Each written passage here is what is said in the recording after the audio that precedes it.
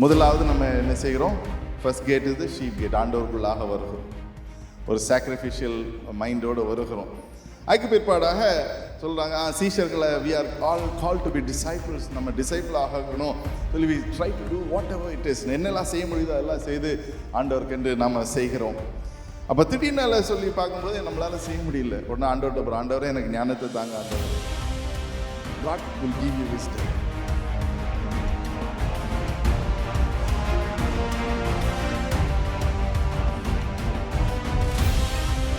நம்ம பள்ளத்தாக்குலேருந்து எழும்பி நம்முடைய சிந்தனைகள் எல்லாம் மாற்றி ஆண்டவருக்குள்ளாக புதுப்பிக்கப்பட்டு அவர்களுடைய ஜீவன் நீரூற்றை நாம் பெற்றுக்கொண்டவர்களாக மட்டுமல்ல, to be refreshed with water. அப்படி ரெடி ஆகிற வேளையில் நம்ம சொல்லலாம், நான் யுத்தத்துக்கு.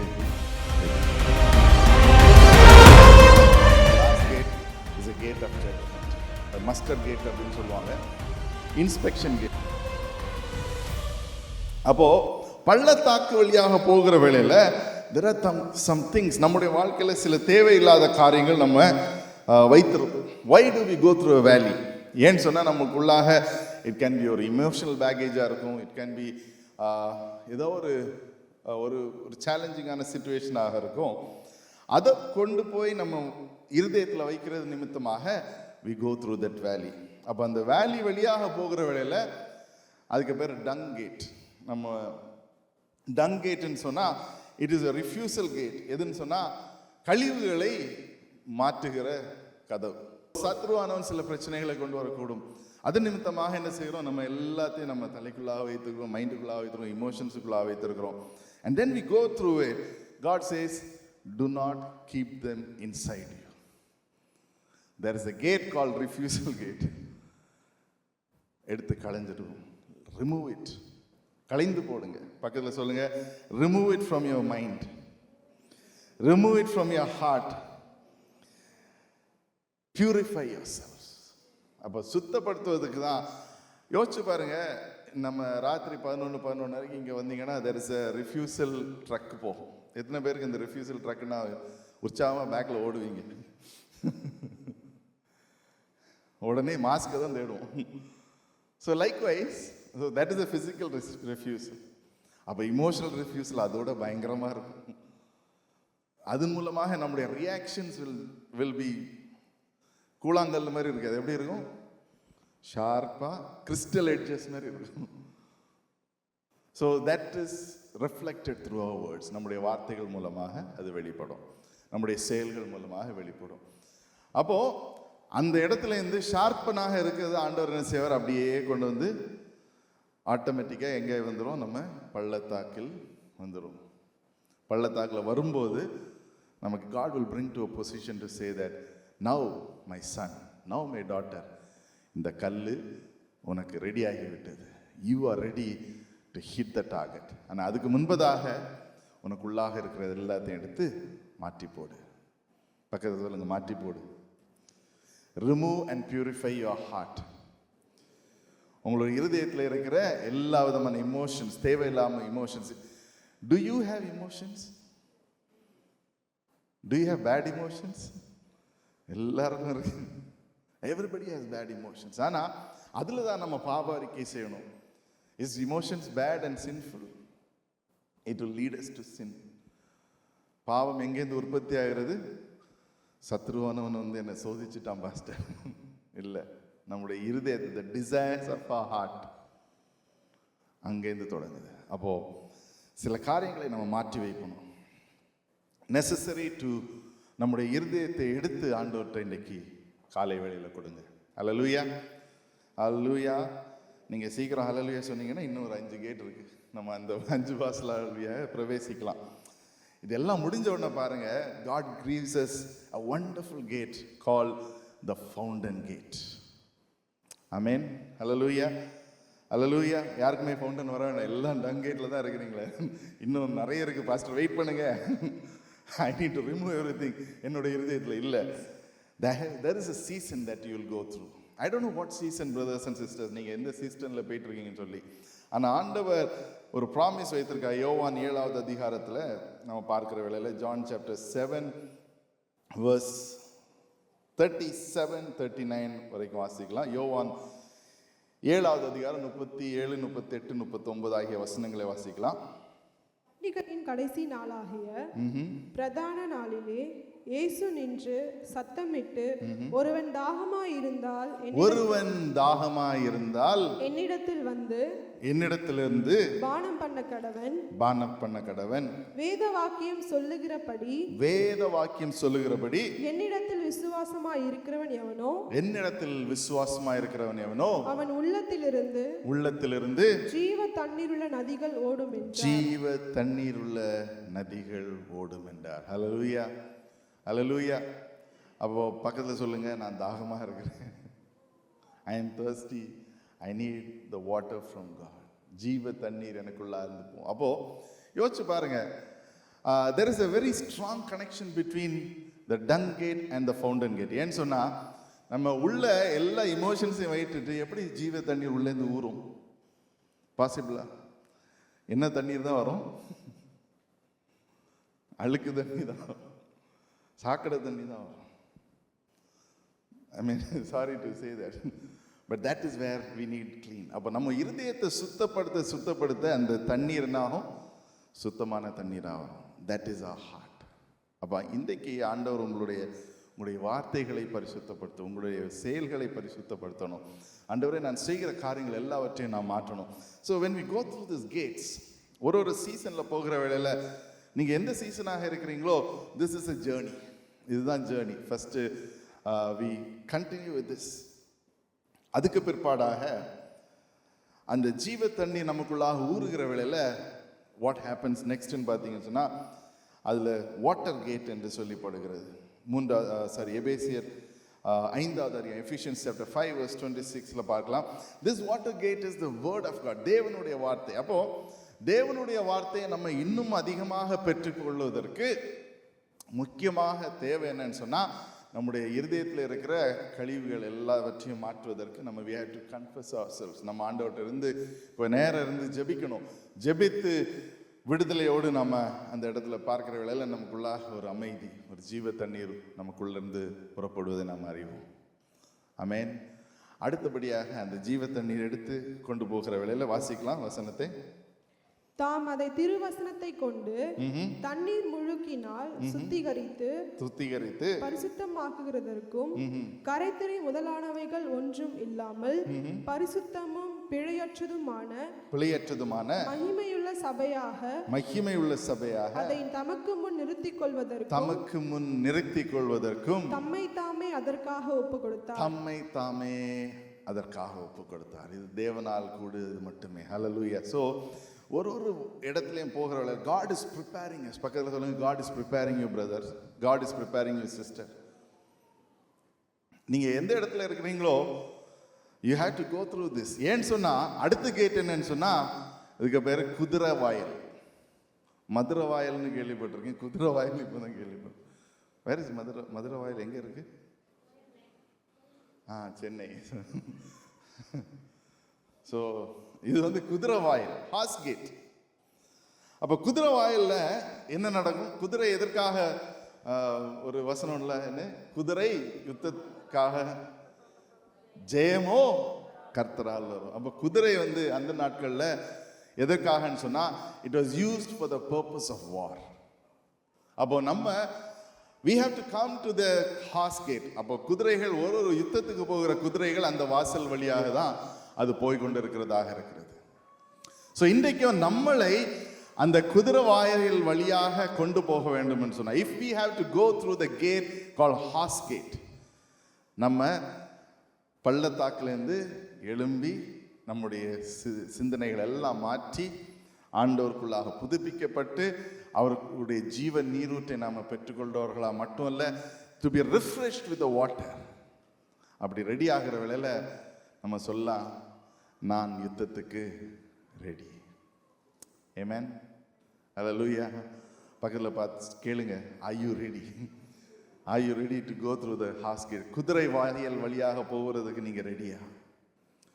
No, எல்லாரும் ஒருவேளை ரெடியா இருக்க மாட்டோம். பட் the church உடைய பொறுப்பு என்னன்னு சொன்னா, the responsibility of the church and we as together to bring everybody to that position.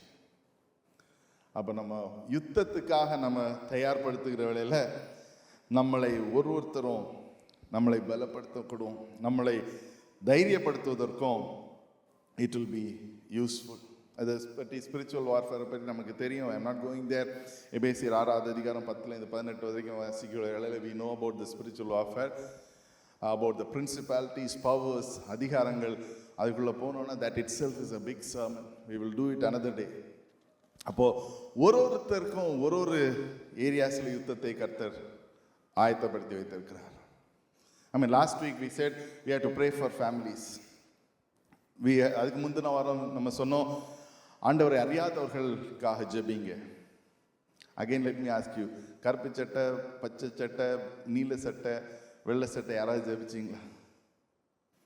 Let me remind you, இன்னைக்கு இங்கே போகும்போதே ஜெபிச்சுட்டு போங்க. அது கஷ்டப்பட்டு ஷார்ட்ஸ் எல்லாம் செஞ்சு போட்டோம் ரிமைண்ட் பண்ணுறதுக்கு. ப்ரே. அவங்க பேர் தெரியாமல் இருக்கலாம், ஆனால் அவங்களுக்காக ஜெபிங்க. Spend a longer duration. அநேக நேரத்தில் அப்படி தான் நடக்கும். நம்ம ஷார்ட் ப்ரேயர் செஞ்சு அந்த longer duration of time with God நம்ம மிஸ் பண்ணிக்கிறோம். அதுக்காக தான் நம்ம சோக்குன்னு ஒரு செஷன் வச்சுருக்கோம். So you can come and soak in the presence of God. So நம்ம பேட்டில் அதுக்கு தயார்படுத்துவதற்கு we have to go through this season.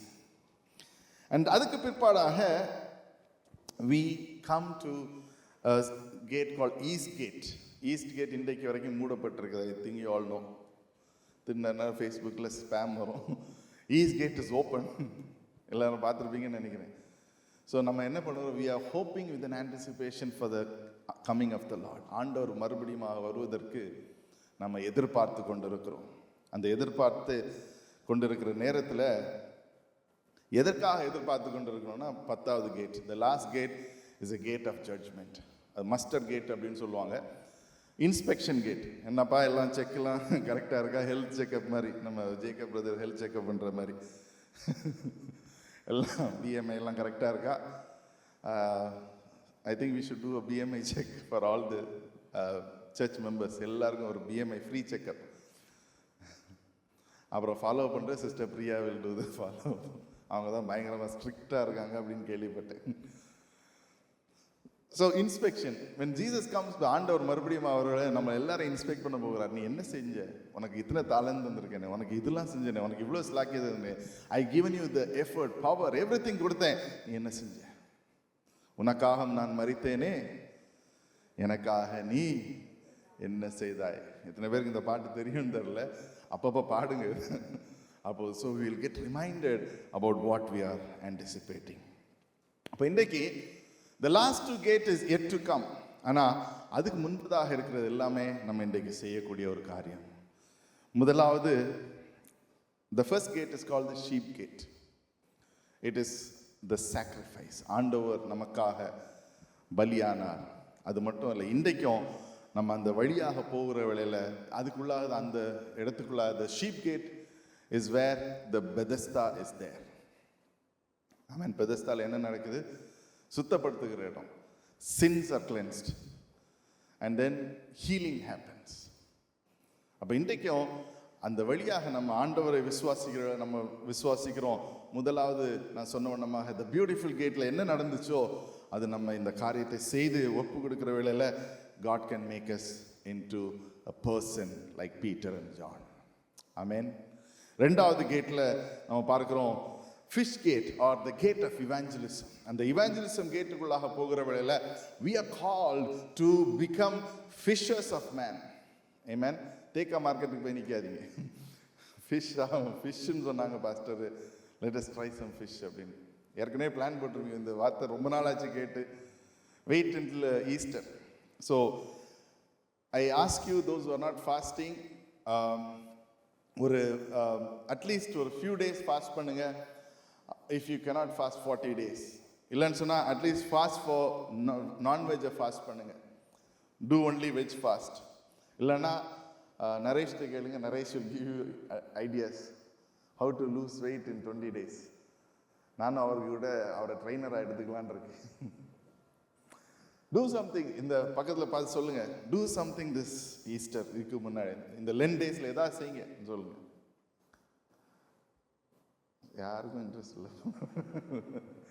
அப்படியே இருக்கிறோம் பாஸ்டர், அப்படியே வந்துடும், அப்படியே போயிடும். ஆமென். கர்த்தர் உங்களோடு கூட இடைப்படுவாரா? மூன்றாவது கேட்டு ஓல்ட் கேட், பழைய வாசல், ஞானத்தின் வாசல்.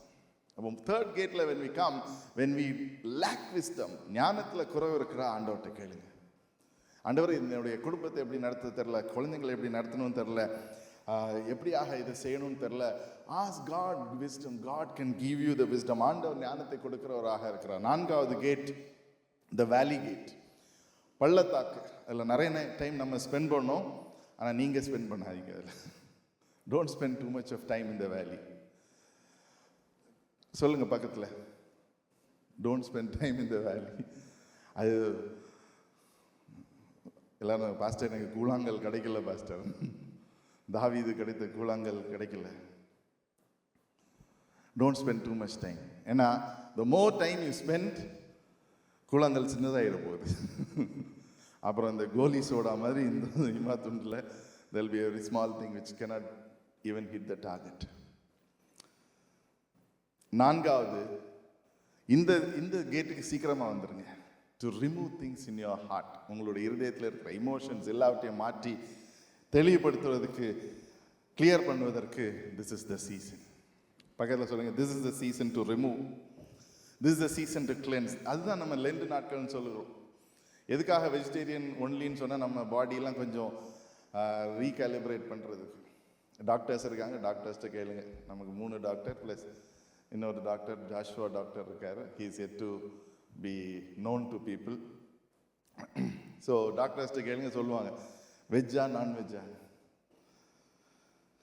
So cleanse yourself. Say this, cleanse yourself. பக்கத்தில் சொல்லுங்க, cleanse yourself, repent yourself and become pure.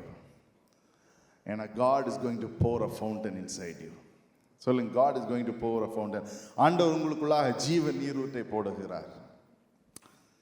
Amen. So when you come to the fountain, and the fountain கேட்டுக்கு வருகிற வேளையில we start receiving the word of God. இன்னும் ஆழமாக படிக்கணும் என்று சொல்லி அடுத்த கேட்டுக்கு போகிறோம். we go to the water gate. And when we go to the water gate, நம்ம பலப்படுகிற வேளையில நம்ம யுத்தத்துக்கு தயாராகும். Amen. Hallelujah. ஸோ இந்த யுத்தத்தில் நம்ம கொஞ்ச நாள் இருப்போம், ஆண்டவர் வருவது வரைக்கும். Amen. That is the 9th gate and the 10th gate. அப்படி எல்லாரும் கண்களை மூடி ஆண்டவர் நோக்கி பார்ப்போம். ஆண்டவர்கிட்ட சொல்லுங்க, லார்ட் ஐ எம் ஹியர். என்ன ஒரு குதிரை போல ஒரு யுத்தத்துக்கு என்ன தகுதிப்படுத்துங்க, ரெடி பண்ணுங்க ஆண்டவரை. Thank you Jesus.